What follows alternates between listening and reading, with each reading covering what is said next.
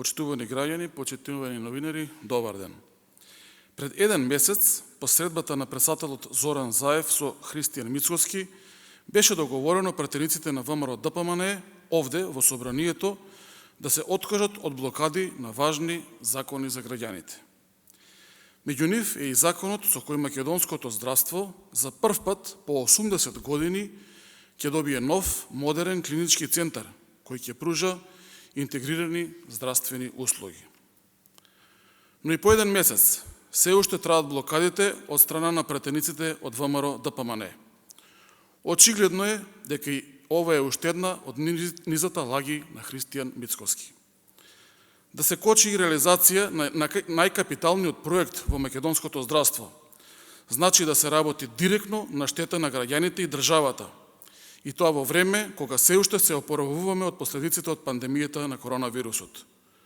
Не постои друга причина за вакво деструктивно однесување на ВМРО ДПМН насочено против јавното здравство. Она што Мицкоски го нарекува непостоечки проект, всушност е тоа што физибилити студијата направена заедно со помош на австриската влада, која е договорена на ниво на влади на Република Северна Македонија и Австрија, во форма на стручна бесплатна помош за развој и унапредување на здравствениот систем на нашата држава. Таа физибилита студија е одобрена од Националната агенција на Австрија. 11 години ВМРО ДПМН ги лажеше граѓаните дека ќе изградат нов клинички центар, а од него видовме само лимени тараби во кругот на клиничкиот центар.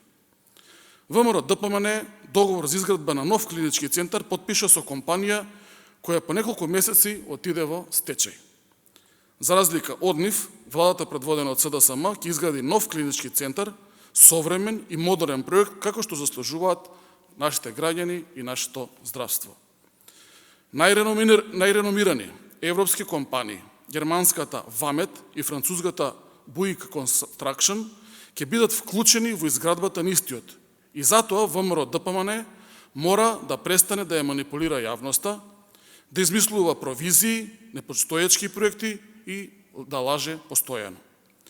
Законот за изградба на новиот клинички центар предвидува независен меѓународен финансиски ревизор, односно со тој закон ќе се дозволи двете компании Вамет и Bouygues Construction да дадат една понуда за изградба на новиот клинички.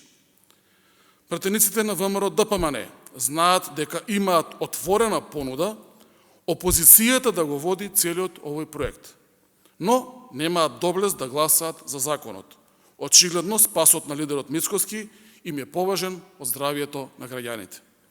Ете затоа ВМРО ДПМН и Мицкоски во континуитет се поразувани, затоа што личните и партиските интереси им се поважни од здравието на граѓаните и од интересите на државата. Мицкоски и ВМРО ДПМН се на спротивната страна од интересите на граѓаните, затоа ги чекаат нови порази и овде во собранието и на изборните соочувања пред граѓаните.